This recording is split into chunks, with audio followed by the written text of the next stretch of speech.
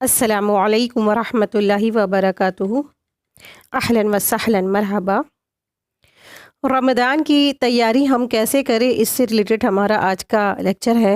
हम जानेंगे कि हम क्या क्या ऐसे काम करें जिससे हम बेहतरीन तरीक़े से इस रमज़ान को बेहतरीन तरीक़े से इबादत कर सकें इंशाअल्लाह ताला।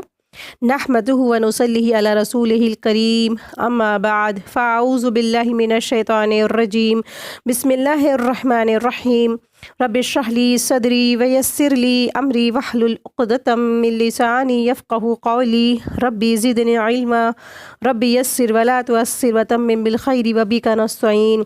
अल्हम्दुलिल्लाहि रब्बिल आलमीन, वस्सलातु वस्सलामु अला सय्यिदिल मुरसलीन वल आक़िबतु लिल मुत्तक़ीन, अम्मा बाद, फ़अऊज़ु बिल्लाहि मिनश शैतानिर रजीम, बिस्मिल्लाहिर रहमानिर रहीम। रमज़ान आ रहा है, अल्हम्दुलिल्लाह। चंद चीज़ें मैं आपसे बताना चाहती हूँ कि हम रमज़ान की तैयारी को कैसे करें। रोज़मर्रा की ज़िंदगी में हर चीज़ की तैयारी करते हैं, और जैसे हम सब शादी या पार्टीज़ या कोई हमारे घर में मेहमान आता है या कोई सफ़र पर भी हम जाते हैं तो हम तैयारियां करते हैं। और जो शख्स तैयारी करता है तो वो उस वक्त के मौके के आने से पहले अपना काम अहसन तरीके से कर सकता है, अहसन तरीके के काबिल हो जाता है। और अगर कोई प्लानिंग नहीं करता, तैयारी नहीं करता, तो उसमें वो क्वालिटी नहीं आती है। रमज़ान एक नेकियों का मौसम है ना।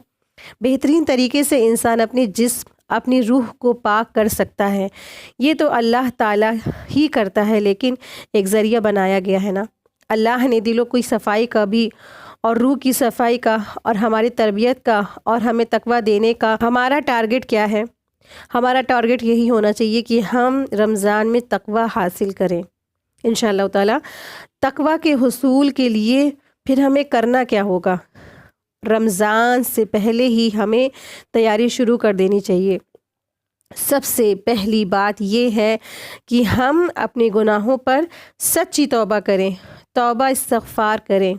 वैसे तो हमेशा ही करना चाहिए, और क्योंकि गुनाह नेकियों के रास्ते में हाइल हो जाते हैं, यानी जब हम तौबा नहीं करते हैं तो गुनाह हमारी नेकी के रास्ते में हाइल हो जाते हैं। नेकियों का मौसम बाहर आ रहा है, यानी रमज़ान आ रहा है, और कहीं ऐसा ना हो कि आप उससे पूरी तरह फ़ायदा ही नहीं उठा सके और आप नेकियां ही ना कर सके। अगरचे रमज़ान में भी गुनाह माफ़ होते हैं, लेकिन उससे पहले कि जितने गुनाह हैं, या रब तू हमें माफ़ कर दे ताकि हमसे बोझ उतर जाए और हम बेहतरीन तरीक़े से रोज़े रखें, बेहतरीन तरीक़े से तिलावत करें, बेहतरीन तरीक़े से दुआएं करें, और वाकई हमें तकवा हासिल हो जाए।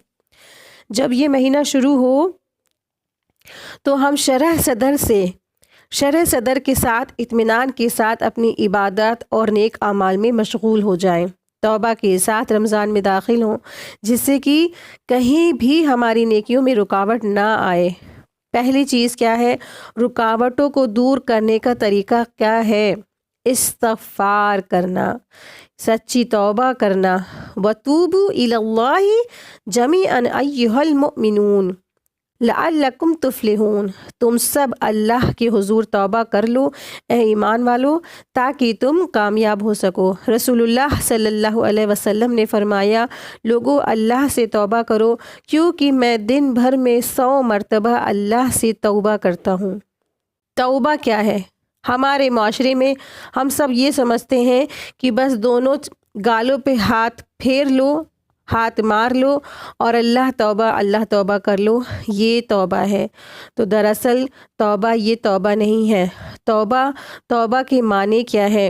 तौबा अरबी ज़बान में ताबा या तूबू या तौबन है, जिसका मतलब होता है गुनाहों को छोड़ देना, जिसका मतलब होता है नादिम और परेशान होना, जिसका मतलब है मुतवज्जे होना। इंसान जब गुनाह करता है और नादिम परेशान हो जाता है वो, और क़ल्ब क़ालिब से अल्लाह की तरफ मुतवज्जह हो जाता है, तो अल्लाह ताला उस पर दोबारा मेहरबान हो जाते हैं और उसे माफ़ कर देते हैं।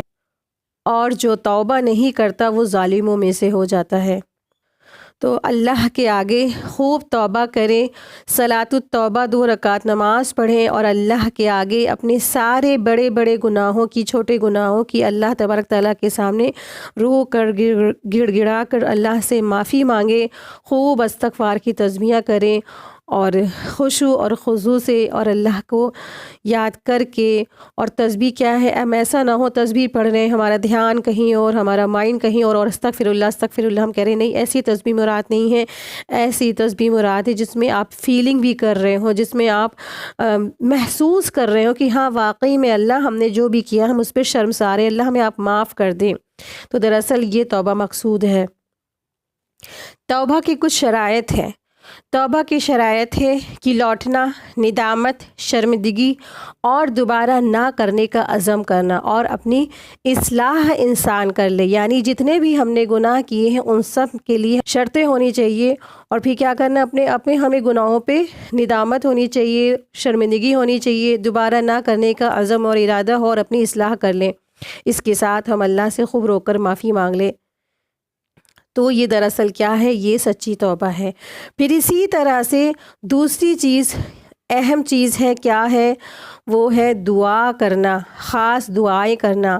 اور دعائیں کیا ہوں گی، رمضان آنے سے پہلے یا اللہ تو ہمیں ہر طرح کے بیماری، تکلیف، پریشانی، مصروفیات سے محفوظ رکھنا تاکہ ہم رمضان کی عبادت سے صحیح طور پر اس کو سر انجام دے سکے، کوئی رکاوٹ بیچ میں نہ آ جائے، کوئی حادثہ، کوئی پریشانی، کچھ بھی، کوئی گھریلو پریشانیاں کوئی بھی بیچ میں نہ آ جائے. اللہ تعالیٰ سے عافیت کی دعا مانگتے رہنا چاہیے اور یہ دعا کرے کہ اے اللہ ہمیں خیر اور سلامتی کے ساتھ رمضان تک پہنچا دے. اسلاف سے یوں روایت آتی ہے کہ وہ 6 ماہ دعا کرتے تھے، اے اللہ ہمیں رمضان تک پہنچا دے، اے اللہ ہمیں رمضان تک پہنچا دے، یا اللہ ہمیں رمضان دیکھنا نصیب کر دے. اور پھر جب رمضان مل جاتا تھا تو رمضان کی عبادتیں کرتے اور رمضان کے بعد اگلے 5 مہینے یہ دعا کرتے، اے اللہ ہمارے روزے قبول کر لے، اے اللہ ہمارے رمضان کی عبادتیں قبول کر لے. تو رمضان کے آنے تک ہمیں دعائیں کرنی ہیں اور رمضان کے جانے کے بعد بھی ہمیں اللہ سے یہ دعا کرنی ہے کہ اللہ ہماری عبادتوں کو قبول فرما لے. تیسری اہم چیز جو ہے اس مہینے میں کیا کرنا ہے، ہمیں کیسے تیاری کرنی ہے، خوشی سے اس کا استقبال کرنا. یعنی رمضان کریم کا ہمیں خوشی سے استقبال کرنا ہے. رمضان کے بارے میں سوچ کر خوش ہونا چاہیے کیونکہ کچھ لوگ رمضان کے آنے میں پریشان بھی ہو جاتے ہیں نا. گرمی کا سیزن میں روزے پڑتے ہیں اور بھوک اور پیاس اور شدت کی وجہ سے لوگ گھبرا جاتے ہیں. دل میں وہ سوچتے ہیں بڑی گرمی ہوگی، بڑی پیاس لگے گی، کاموں کا کیا ہوگا، کیسے ہوگا، کچن میں کیسے ہم گرمی میں کام کریں گے، کیسے ہوگا، ویسے کیسے ہوگا. دراصل یہ سب کیا ہے، یہ سب ایک طرح سے انسان کے اندر بدگمانیاں ہیں. کاموں کا کیا ہے، کام تو ہو ہی جائیں گے اور اس سے پہلے بھی کہ کام ہوتے نہیں تھے اور اس سے پہلے بھی اللہ تبارک تعالیٰ نے اچھے سے احسن طریقے سے کام کروا دیے نا. تو وہ تو سارے کام ہو ہی جائیں گے، نپٹ ہی جائیں گے، سب کچھ ہو جاتا ہے.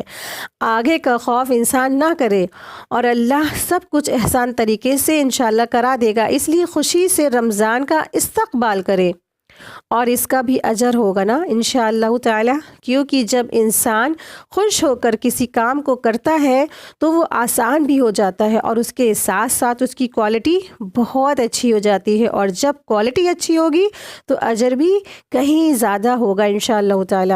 پھر اسی طرح سے چوتھی چیز ہماری کیا ہے کہ رمضان آنے سے پہلے کاموں کو نپٹا دے. مثلا شاپنگ ہے، گروسری شاپنگ ہے یا اپنا راشن وغیرہ ہے، خاص طور پر افطاری سے ریلیٹڈ جو شاپنگ ہے وہ راشن وغیرہ سب کچھ لے کے رکھ لے. اور پھر اسی طرح سے عید پر جو شاپنگ ہے نا، عید کی شاپنگ کر لیں.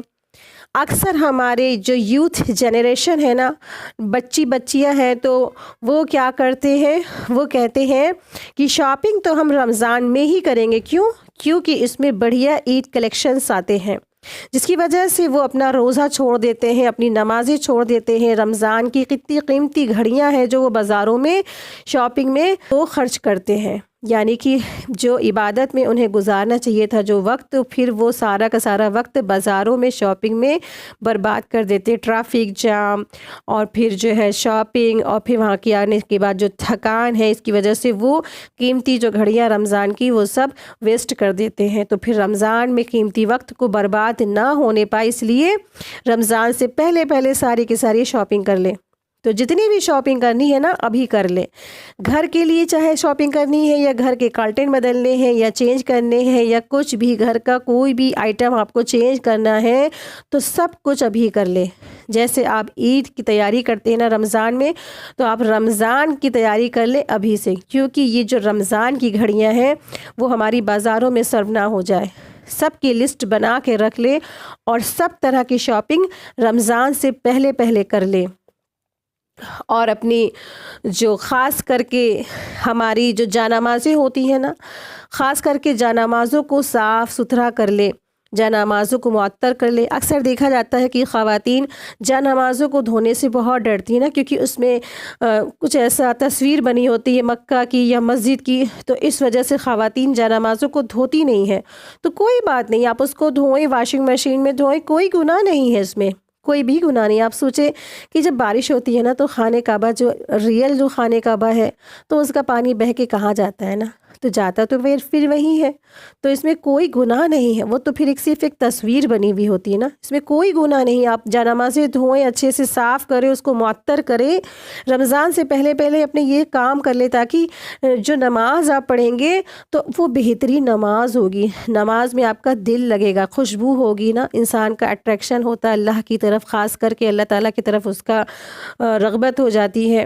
اور جب آپ نماز پڑھ رہے ہیں، سجدے میں جا رہے ہیں، اس میں اسمیلس ہے، صحن ہے، بدبو ہے، تو پھر انسان کی نماز بھی نہیں اچھی ہوتی نا۔ اسی وجہ سے کہا جا رہا ہے کہ رمضان میں خاص کر کے جتنی بھی گھر کی جا نمازیں ہیں اس کو صاف ستھری کر لیں، اس کو معطر کر لیں، اس کو بالکل کلین اپ کر لیں۔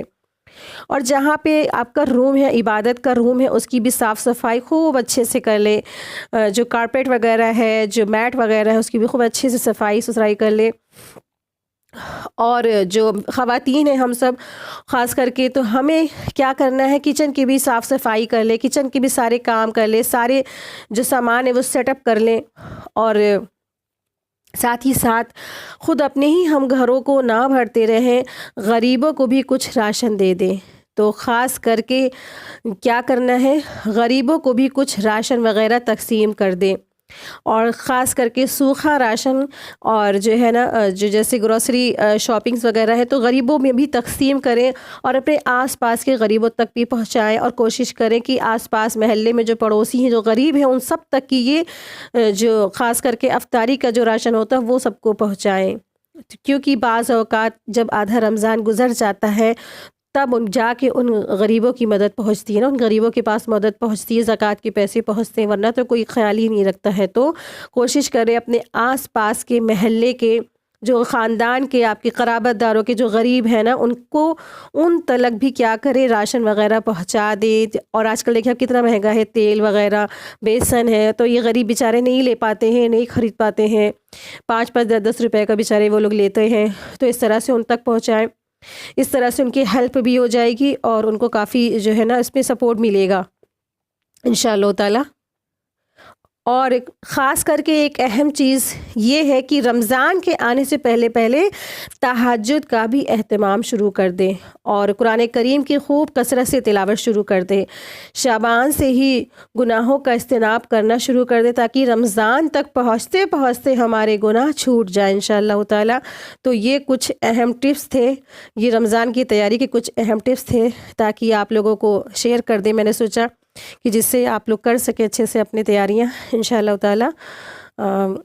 وآخر دعوانا الحمد للہ رب العالمین، سبحانک اللہم وبحمدک، اشہد ان لا الہ الا انت، استغفرک واتوب الیک۔ السلام علیکم ورحمۃ اللہ وبرکاتہ۔ جزاک اللہ خیرا کثیرا۔